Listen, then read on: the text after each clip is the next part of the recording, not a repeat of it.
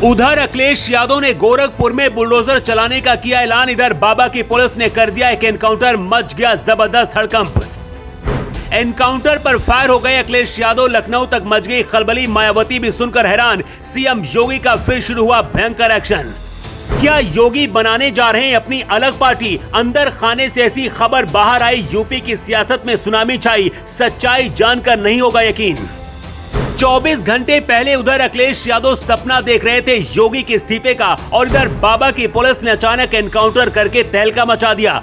उत्तर प्रदेश में जिस तरह से योगी अपने फैसले लेते हैं, उसी तरह से यूपी पुलिस भी अपराधियों को बिल से निकाल कर शिकार कर रही है। योगी के बुलडोजर एक्शन पर सुप्रीम कोर्ट भी फिदा हो गया है और जल्द ही बुलडोजर चलाने के लिए गाइडलाइन भी जारी की जाएंगी। लेकिन इधर जब हर किसी का ध्यान बुलडोजर पर लगा था, इसी बीच सुल्तानपुर में योगी की पुलिस ने भयंकर एनकाउंटर करके 1 लाख के इनामी मंगेश यादव को एनकाउंटर में ढेर कर दिया। लेकिन खबर आते ही सबसे ज्यादा अखिलेश यादव भड़क गए हैं। इस घटना के बाद अखिलेश यादव ने एक्स पर ट्वीट करते हुए योगी सरकार पर भड़क गए। अखिलेश यादव ने अपने ट्वीट में लिखा है, लगता है सुल्तानपुर की डकैती में शामिल लोगों से सत्ता पक्ष का गहरा संपर्क है, इसलिए तो नकली एनकाउंटर से पहले मुख्य आरोपी से संपर्क साध कर सरेंडर करा दिया गया। बाकी आरोपियों के पैरों पर सिर्फ दिखावटी गोली मारी गई और जात देकर मंगेश यादव की जान ली गई। अखिलेश यादव ने आगे लिखा है, नकली एनकाउंटर रक्षक को भक्षक बना देता है। समाधान नकली एनकाउंटर नहीं, असली कानून व्यवस्था है। भाजपा राज में अपराधियों का अमृत काल है। जनता सब जानती है कि कैसे कुछ लोगों को बचाया जाता है और कैसे कुछ लोगों को फंसाया जाता है। सुल्तानपुर में 28 अगस्त को एक ज्वेलर शोरूम में 1.5 करोड़ की डकैती हुई थी।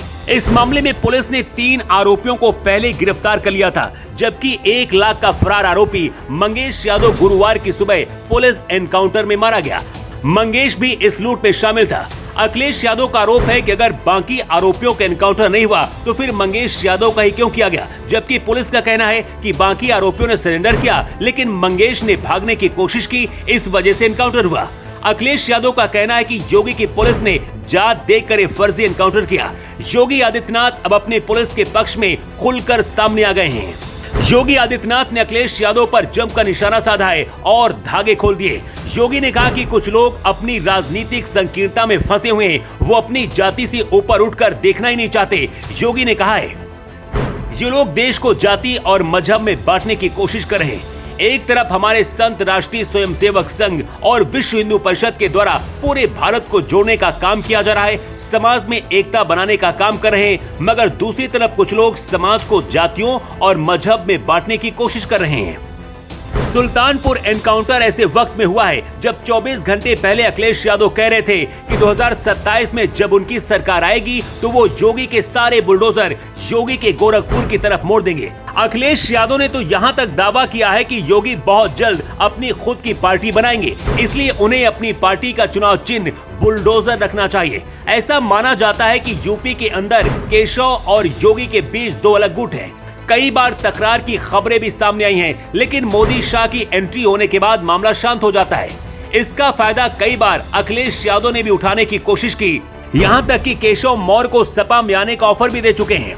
इस वक्त सिर्फ यूपी नहीं बल्कि पूरे देश में योगी के बुलडोजर की चर्चा होती है।